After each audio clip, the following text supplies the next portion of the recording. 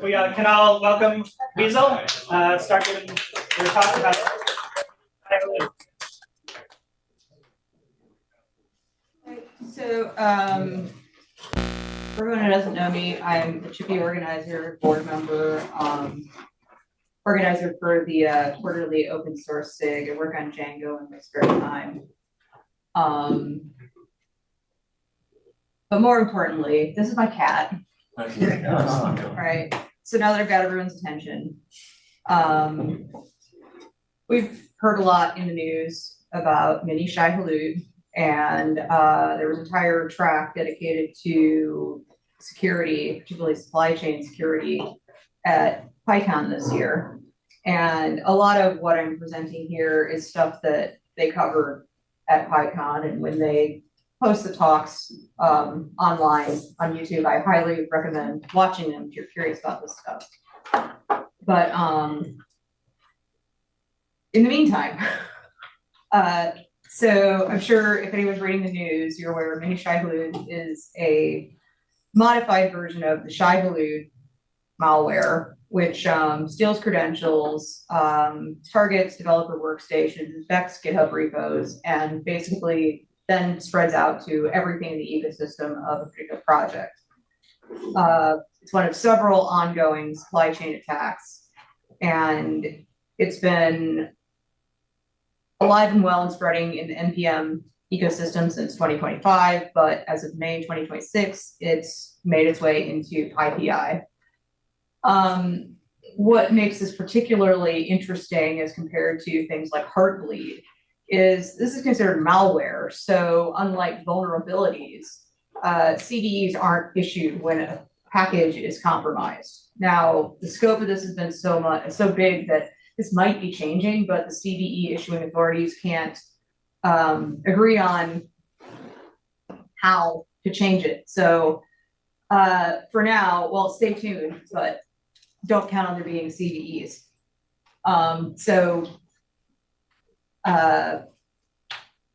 If you're using something like Sneak or some other scanner that is looking for CVEs of said level or higher, be aware. So I guess one of the things, there's a lot of stuff out there about what happened with NPM packages being compromised. And PyTorch Lightning was one of the packages on PyPI that got compromised. And I mean, there are overall similarities, but there are key differences. And the big thing is that the PyPI compromise was a lot less automated and a lot less detailed. Basically, they used a script to install router runtime.js, which is an obfuscated JavaScript file that delivers the payload in both cases. Once it was brought in, it copied credentials out of the environment, any IAM configs for the environment. It looked for anything CI specific that would indicate that it was operating a pipeline, because that's a high value target for it, higher value than developer workstation. Of course, the developer workstations also set up persistence hooks. The biggest thing in both cases is looking for GitHub credentials, and then it'll enumerate what repos it can access with credentials once it finds them, pull down branches, and use the GitHub GraphQL API to add commits to that branch. It'll also infect any local NPM tarballs. This is specific to the Python. Well, I don't know specifically about the JavaScript one because I didn't read that in detail, but the Python one will also infect any local NPM tarballs. But the other situation to be aware of is that once it's captured credentials, it will try to compromise those accounts, possibly lock you out, and use the accounts to further compromise other projects. that might have made sense only to me, but I've been staring at the anatomy of two different compromises, one on the JS side, one on the Python side all day. The big takeaway is that it's had a year to be going around in NPM land, and it's only made its way to PyPI land. So maybe it's a good thing and they're not doing quite as much damage, or they haven't had the chance to automate it. Maybe PyPI is doing a better job at keeping people out. I wouldn't count on that being the case indefinitely. One of the things to keep in mind is that this attack has been evolving since the point when it originated. And so it's mini Shai Hulud because this is a different version of the original. All right, so there's a couple of things that we need to keep in mind about what has made this particularly problematic. And the first one, I guess, would be the elephant in the room. We all know that malware attacks developer machines, but the original compromise only worked because GitHub Actions allowed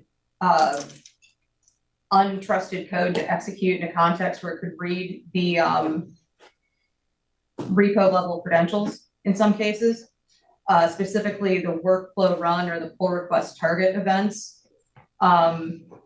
These were designed as a shortcut, but instead of running, if you triggered your PR quality workflow on one of these events, it would execute in an environment where your GitHub access token was in the environment variables.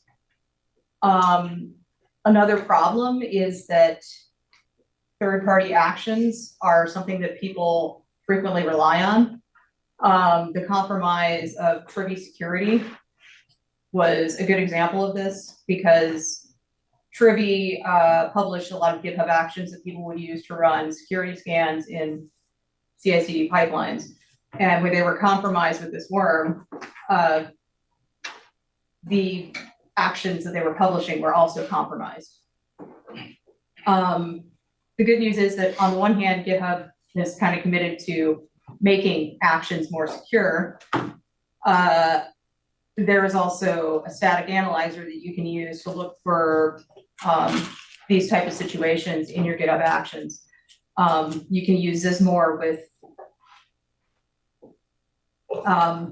pre-commit hooks, just like Black and Rough and other code quality tools.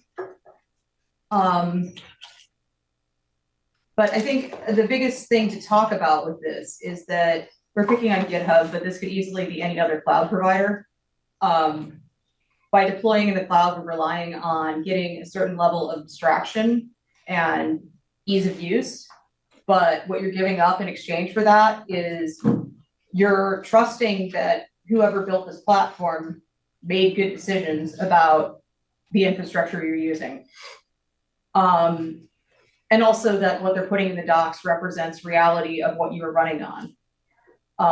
Obviously, some people are better, some companies are better than others at that, but it's just something to keep in mind that this is the reality of deploying in the cloud. Of course, the other part of this attack is developer workstation. There's a number of ways that you can make your workflow safer to avoid getting compromised, because ultimately this does rely on code getting into, or this relies on compromised packages getting into your project somehow. The other part of, obviously, not just CI/CD, there's developer workstations. The first thing you can do is use an artifact registry. Commercial services like ChainGuard, Artifactory, your cloud providers offerings, all of these things, you can host your own packages or use a service that guarantees to ship saved packages Obviously, that's the easy route. It's also the expensive route. One of the other things you can do is host your own. You can use a number of open source tools to do it. Of course, the trade-off is you've got to dedicate the time to review and maintain your registry. Another newer option is to use dependency cooldowns. And these are a newer feature. Most of the major package managers have either looked at implementing them or currently are. But the idea is that most of these compromised packages, they are noticed and taken down usually within 3 to 6 hours, generally a day at the most.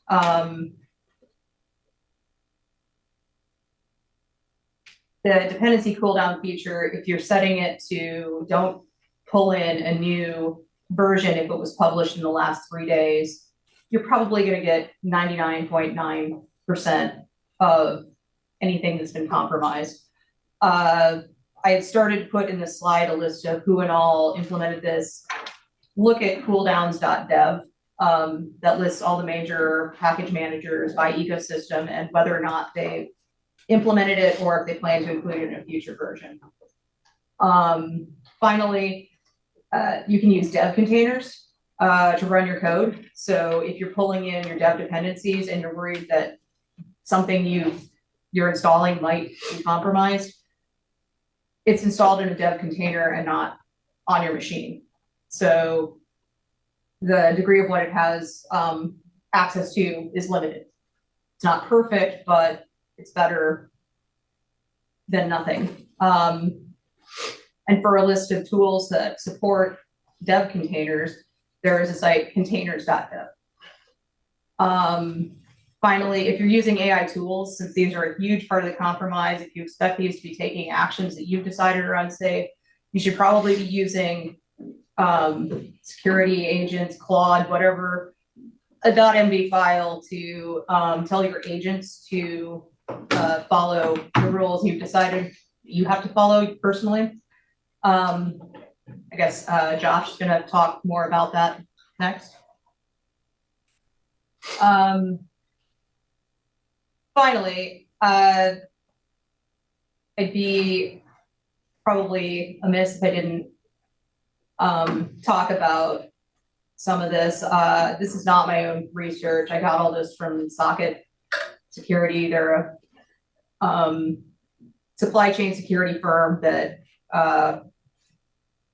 has spent a lot of time, more than me, looking at this particular malware.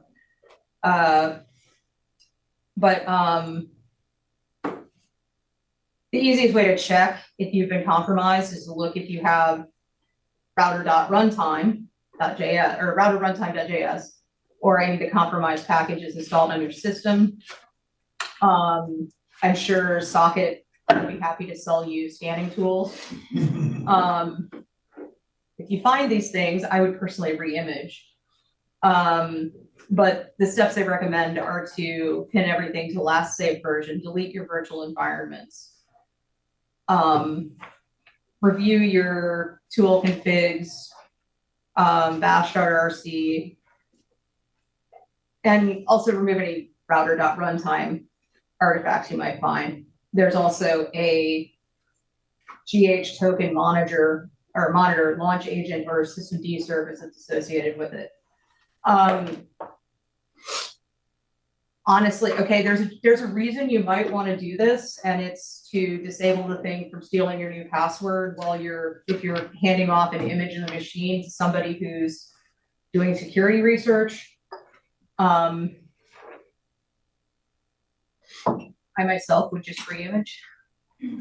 But then of course you also want to revoke any credentials that machine had access to, look at your GitHub Actions and workflow runs, and if you're publishing packages, look at what your project has published recently and the provenance of it. So for further reading, of course, I looked at a lot of the information that socket.dev had published. And of course, the information about containers and cooldowns. But yeah. Suppose you have a minute for questions?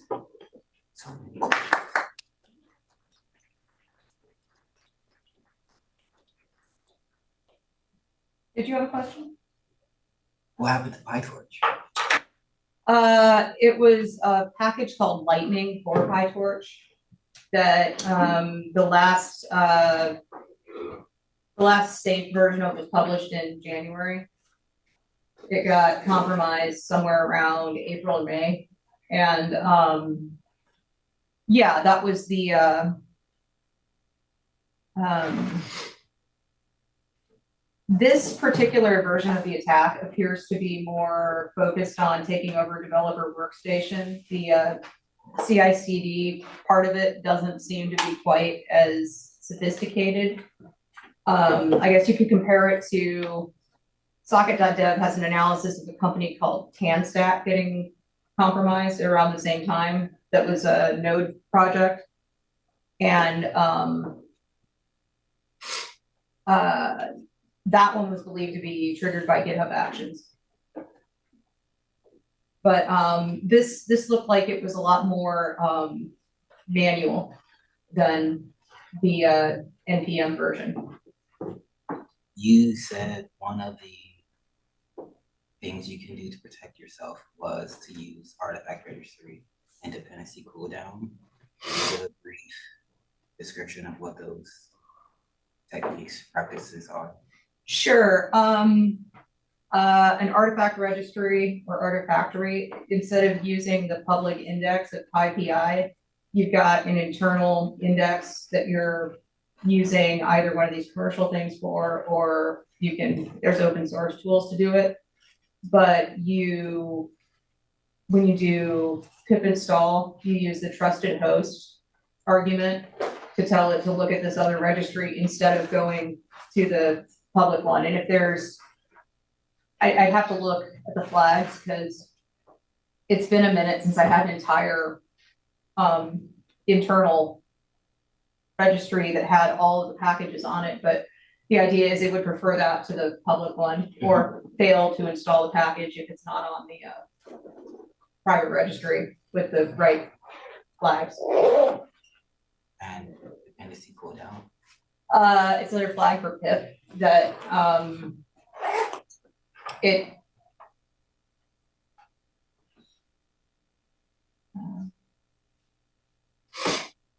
so exclude newer than 3 days, or that's UV, but for pip, it's pip install dash uploaded prior to P3D. Is that legible? Do we need to zoom in? Maybe Zoom would help. So, yeah, that's this right here. And the idea is that if a new version came out in like less than 3 days ago, it will ignore that new version and use the old version. And the idea is that most of the infected packages are going to be caught within 24 hours. Thank you. Welcome.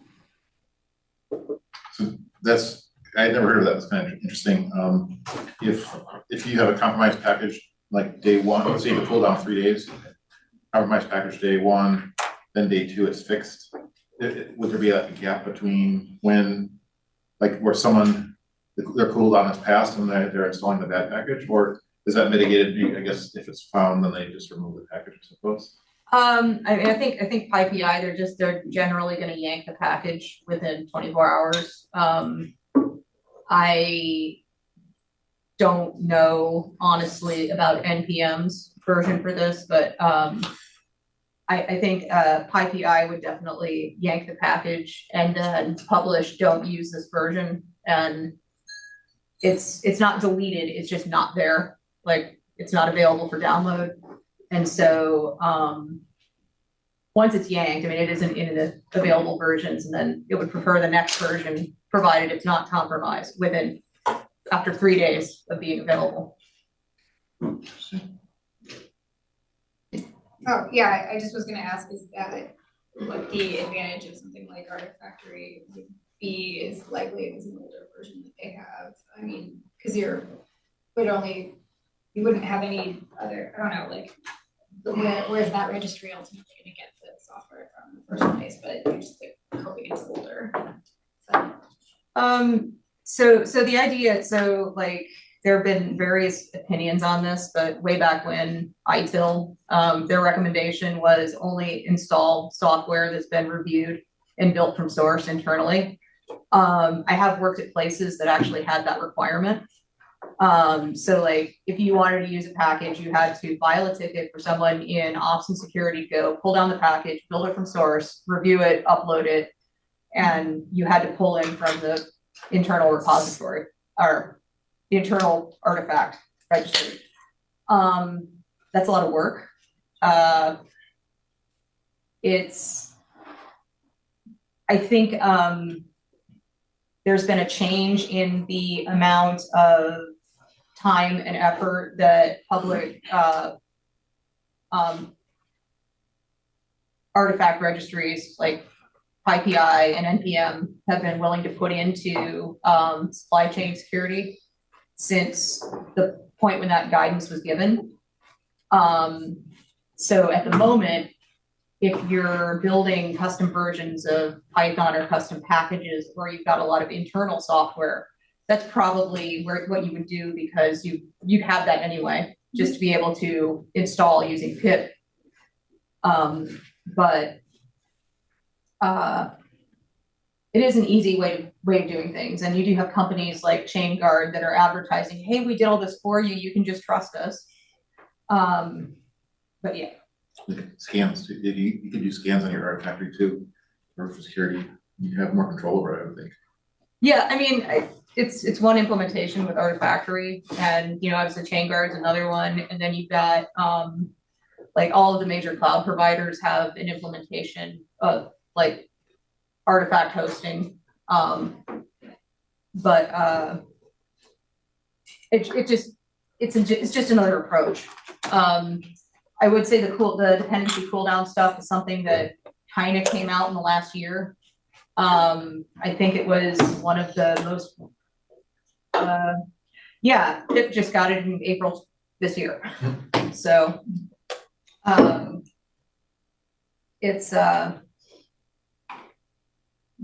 does seem now that package managers are admitting, this is a problem, and we probably need to provide tools for people to work around this. So yeah. I want to give it a little more color, because at work last week was discussing exactly socket in the context of supply chain security. One of the reasons it's becoming more prominent is because of AI tooling like Mythos, because now it is a lot easier to compromise, and so we should expect that the number of supply chain attacks will be and is increasing, as we can tell, which is what's requiring all of the package managers to have features like this. But also Socket, for example, it has the ability to be there's a product called Socket Firewall, and it allows Socket to be like the firewall for your package manager. That some more serious companies do that. And in addition to doing that, but at the level of the firewall, they will also like scan all packages that are installed on the fly. And if there is any attack that happens and is ongoing, they will be the first ones to know that they're a security firm. That is how they get paid. So the question that you have, like, who is actually scanning this? Well, they are. And so those security labs are constantly scanning all of those indexes, and then they are discovering things very, very quickly. The issue is that previously, like, things get hacked, and then a patch is discovered, and then it's yanked out of the registry. But if it takes like a week, it might be too long. And so the more modern expectation now is things can get bad. You need to be able to react to it within 24 hours. And so it goes from clean up your computer all the way to don't let it happen. in the first place and have an active component within your supply chain process. So I was just literally doing this at work like a week ago, and it's like a big deal, and there's a lot to talk about. Yeah, I mean, I have never actually used Socket's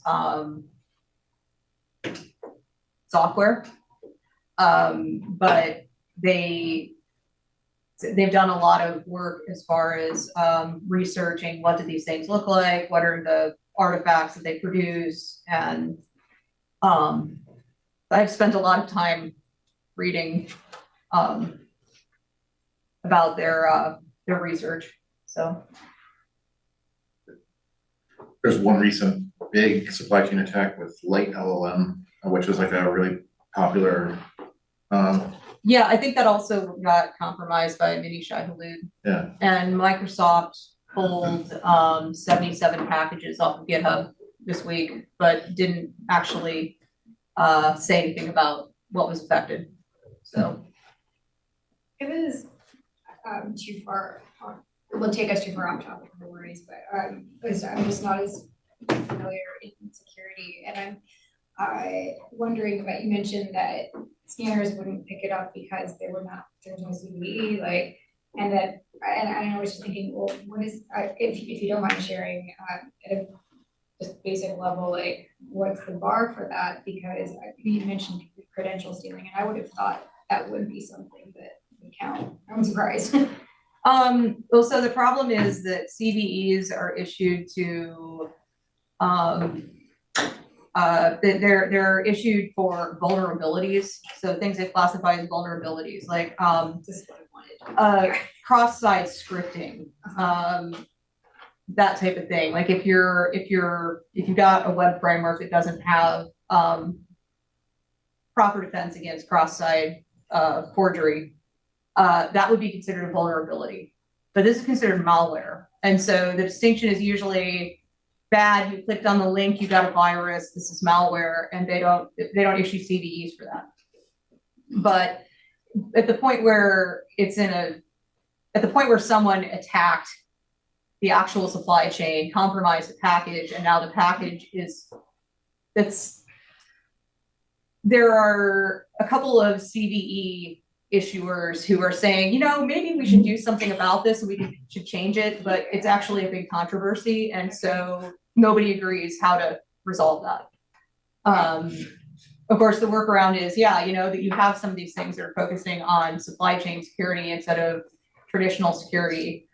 You have probably a number of scanning tools that are building stuff in around this, but it's just, keep in mind that just because you're running Sneak, you might not necessarily catch it. Thank you.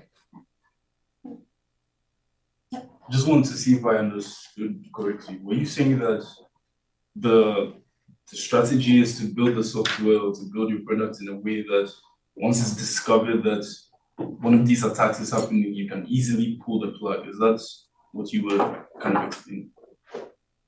I think what I was saying is one of the point of the CVEs, right? By the time you discover that something's happening, it's a little bit too late for that. Like CVE is, I'll answer that question. CVE is like the thing should work as intended, but we found a way for it to do bad things if we can't. If we found a way around doing this, so we can make the good thing do the bad thing. So that's a CVE. You need to trigger it in a smart way. Now, what we're talking about here is the package is already bad. It's already like stealing your money. The moment you install it, it's literally like going to steal your password. So there is no point in CVE. You gotta yank it and you gotta like clean your laptop with something. Now the problem with this is like by the time the package is installed, it's already too late. Like it's already stealing stuff. And so there's like what the point here is, how can you prevent this in the first place, or when it happens for you to know immediately.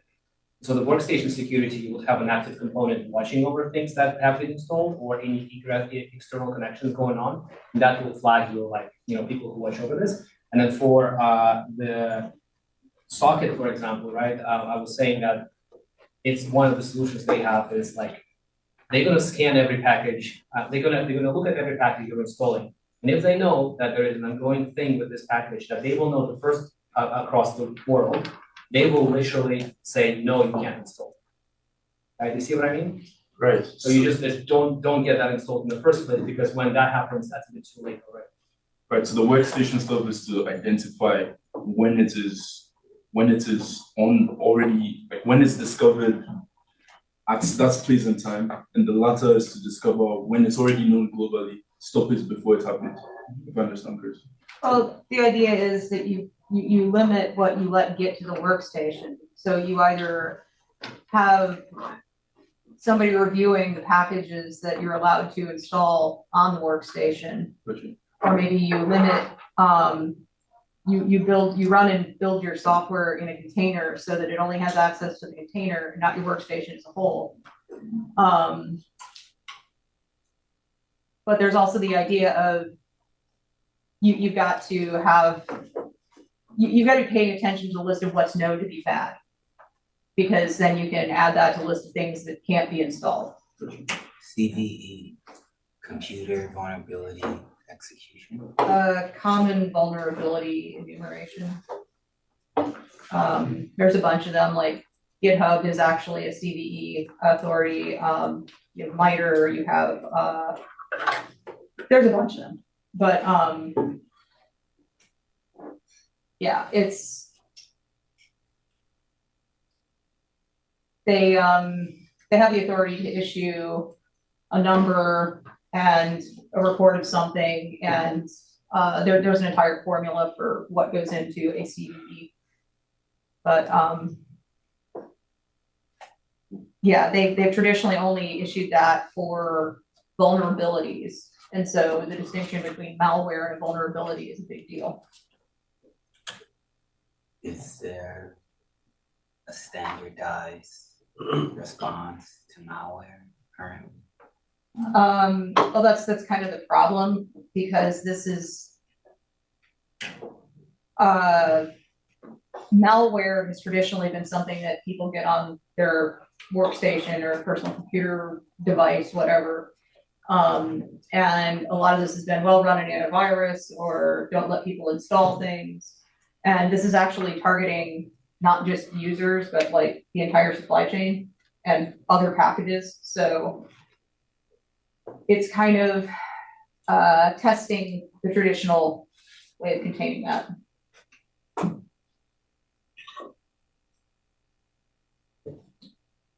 Okay.